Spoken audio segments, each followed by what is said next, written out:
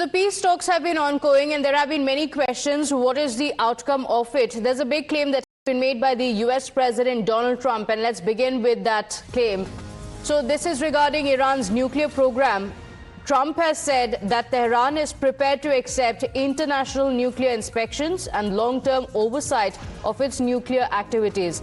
Trump has said a future peace arrangement would ensure transparency around Iran's nuclear stockpile, while expressing confidence that Iranian authorities would agree to sustained monitoring as well as verification measures.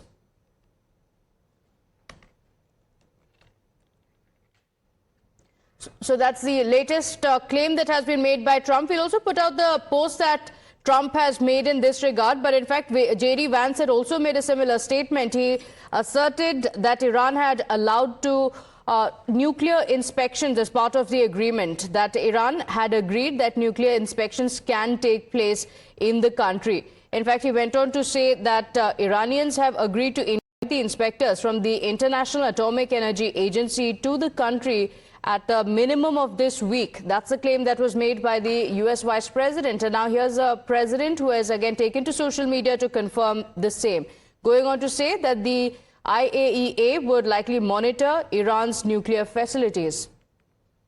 But it's not just this. In fact, the Vice President said Iran has agreed to allow inspectors from the International Atomic Energy on right now, within a week or so. That is the claim that has been made by Vance. We made a lot of good progress. We did exactly what we wanted to do. Iranians have agreed to invite IAEA inspectors back into their country. That is a major milestone for the American people and the first step in permanently denuclearizing or permanently ending a nuclear weapons program in Iran. Irina Tsukerman, senior analyst, joins us on the broadcast. Thank you for joining us. What do you make of this decision that has been made and the announcement that has come in from the United States? Of course, it's not different from the pre-war era, but the United States now saying that the Atomic Energy Agency can go back to Iran, and Iran has said it is fine with the atomic energy checking on the nuclear program. Iran denied these claims. Now, whether Iran denied those claims to save face with its own public and its proxies, or whether it actually really denied it, is hard to say. It's also unclear where Trump and Vance got those reassurances and whether they're actually conveying exactly what Iran had said, or whether what they're projecting wishful thinking, or whether there is some formulation that Iran is going to sign off to without really committing.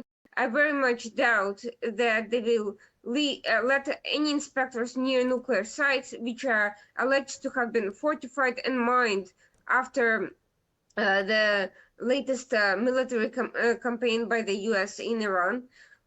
So there's a lot of questions about all of this. But the one thing that is clear is that both J.D. Vance and Trump know fully well that Iran, or rather the Islamic Republic in charge of Iran, is never going to give up on nuclear ambitions. It's part of their security doctrine. And at best, they can delay programs and spend time, but they are never going to fully get rid of the prospect of having it. This is something that dates back to even pre-Islamic Revolution days of Iran. It was something that even the Shah had considered. So to claim that they're simply going to denuclearize completely, dismantle all their capabilities, get rid of all the scientists who have been funded for decades by the regime, that is just not plausible. Okay, and Iran has not publicly confirmed the same commitment, so we don't know how that's going to play out as well. Do stay with us.